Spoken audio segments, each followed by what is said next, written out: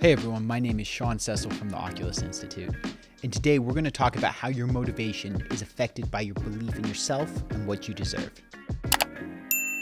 Okay, so we've been talking about motivation, and for the first part of the motivation series, we've been working with this model of valence, which is how much you value an outcome, instrumentality, which is how much you believe that a given path is going to get you to the outcome, and then expectancy, which is about your belief in yourself, your ability to execute that path, your ability to get the outcome, and all of those associated factors. And today we're going to talk about expectancy, because one thing that really drains people's motivation is their lack of belief in themselves, in what they deserve, and all that other kind of stuff. So people may feel that, a particular path isn't right for them, but still believe that, perhaps there is some path out there that will get me there, right? That would be an instrumentality issue. They may say, hey, this isn't the right path for me, right? Expectancy is more about, hey, I don't deserve to get this outcome at all. I can't execute any of the paths. I can't get there, right? And it comes from this inner bullying dynamic.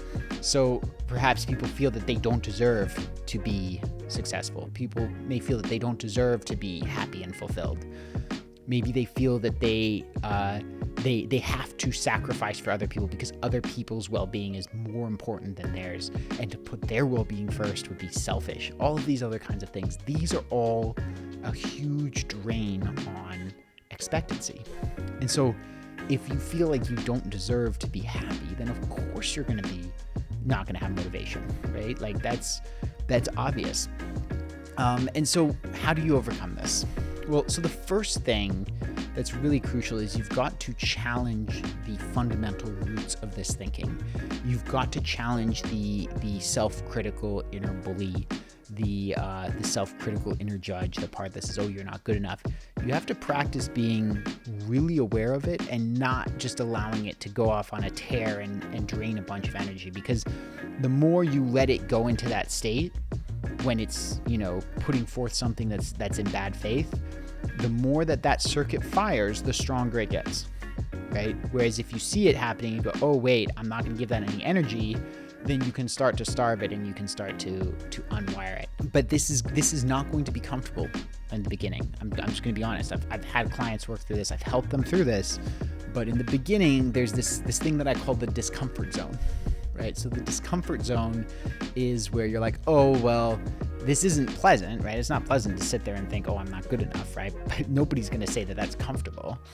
But it's the discomfort that I know, and pushing back against it and saying, oh, wow, I really do deserve to be happy, and telling the mind that I'm not going to allow this regime to continue, that's more uncomfortable. So I'm just going to stay in the discomfort zone rather than really challenging things.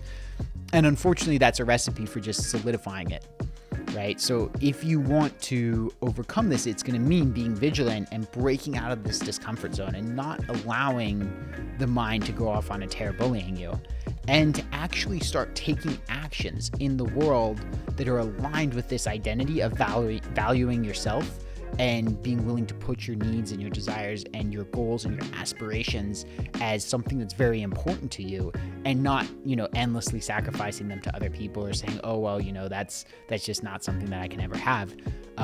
It starts internally, but you've got to also start taking external steps to cement it into reality. And again, there are points where that may not be comfortable, but it is, if you ever want to live a truly fulfilled life, you have to break out of that discomfort zone, because otherwise you're not going to be motivated to do anything. You're going to be reactive to what other people are telling you need to do, rather than proactive, moving towards what you want from a place of true motivation. So with that said, we will be moving beyond the valency, instrumentality, expectancy model for our last two videos in the series on motivation. We'll be covering psychological stress as well as biological stress. Hey everyone, I hope you enjoyed this video. If there's something that resonated with you, maybe a new connection that you made, or some information that shifted your perspective, if you found value here, then I want to give you one last gift. So I've put together a free diagnostic that I call a checkup with the career doctor. Short list of questions, and as you answer them, it's going to give you a readout of where you stand on the important metrics of career fulfillment, right? How happy are you with your job, and how good a fit is it? right? Financial success, which we all know, and then internal alignment, which is your level of inner peace and the inner resources that you have to bring to creating the life that you want. Additionally, it's also going to show you which areas you can improve on to get those metrics moving in the right direction, as well as how can we at the Oculus Institute help you make progress. So it's totally free, 100%. All you have to do is just go to www.oculusinstitute.com/purpose quiz, right? No spaces, no dashes, just oculusinstitute.com. That's OCULUSINSTITUTE.com/purpose quiz. And you can take it totally for free. You'll get a free report sent to you. And then at the end, it will give you some next steps of what you can do to reach out so that we can help you create the career of your